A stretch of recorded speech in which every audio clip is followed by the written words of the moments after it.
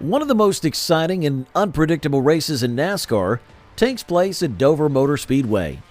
Because it's famous for its concrete surface and 24-degree banking, drivers and teams call Dover the Monster Mile for good reason.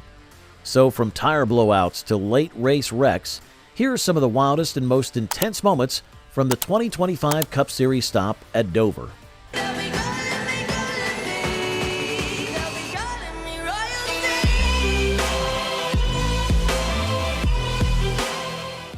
Racing at Dover is not just about speed.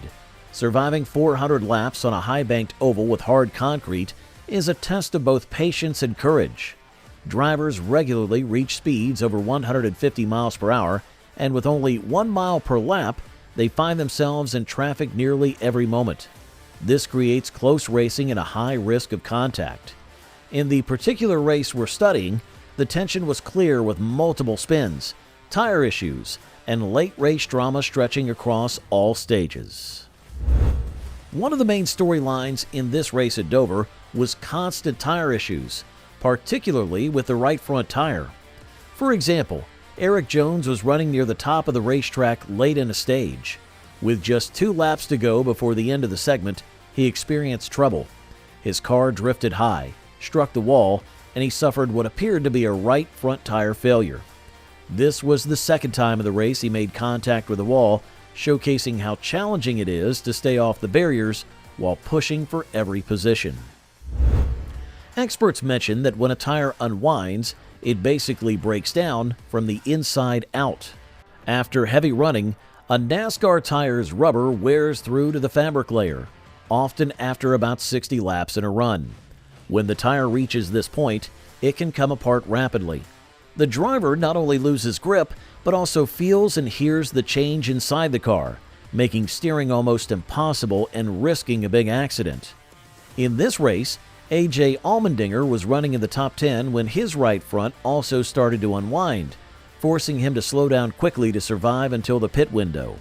Specialists inspecting Almondinger's tire after removal saw clear evidence of this unwinding. Dover's design means that incidents can happen simply in the blink of an eye. The tight corners and narrow straights leave little room to escape, especially when something goes wrong ahead. In this race, as many as 5 different big spins and wrecks took place, often involving several cars or requiring quick reactions to dodge disaster. Christopher Bell, who had led for 59 laps and looked to be dominant, saw his race almost ruined with about 60 laps to go.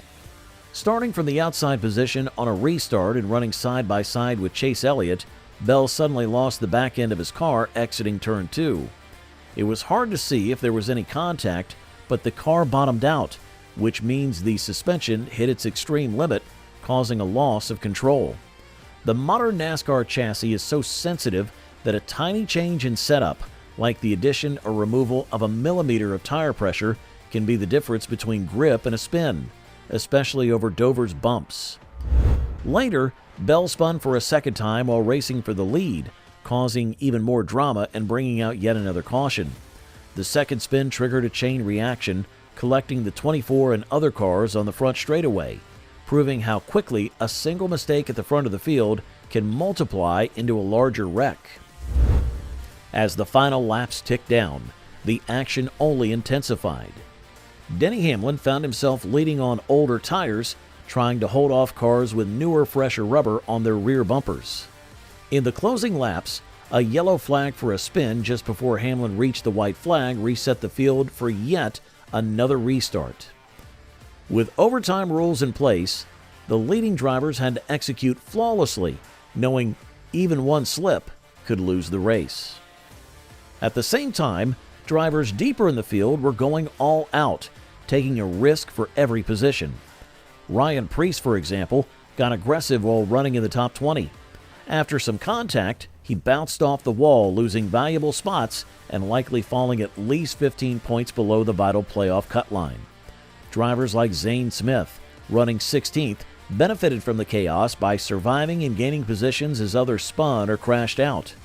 Dover's back straight is especially dangerous late in a run.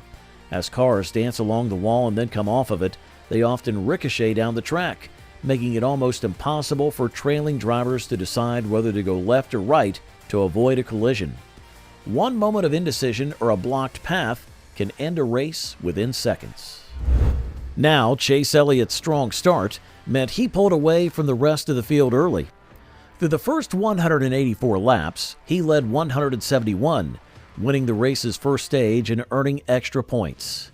Finishing well at a stage gives up to 10 points, valuable for the season championship, so these early efforts matter long term. In total, Elliott scored 48 points for the day. Only Denny Hamlin and Alex Bowman scored more during this race. After the success in Stage 1, Elliott was involved in a dramatic moment on pit road during the second stage. When he came in for service, an issue with the jack slowed down the stop. The jackman explained after the race that the jack plate was not placed deep enough under the side of the car, and the sudden downforce as the car was lowered squeezed the tool out of place. Instead of a normal 12-second stop, Elliott's pit stop lasted 15 seconds. This mistake cost him the race lead right away and set him back in track position, which is always important at tight, fast tracks like Dover. Even after this setback, Elliott kept his focus. He battled back from the mistake, finishing Stage 2 in 4th position and regaining the lead for another segment later in the event. It's important to remember that a driver falling back to 4th after a pit problem and then working back to the lead shows not only the car speed, but the driver's attitude and racecraft. In long races, it's common for small errors to shift the momentum, but Elliott's team stayed motivated and made good recovery moves both on the track and in the pits. During the final stage, Elliott found himself fighting at the front when more drama unfolded. Around lap 337, the yellow flag waved for rain, freezing the race order as officials checked the track safety.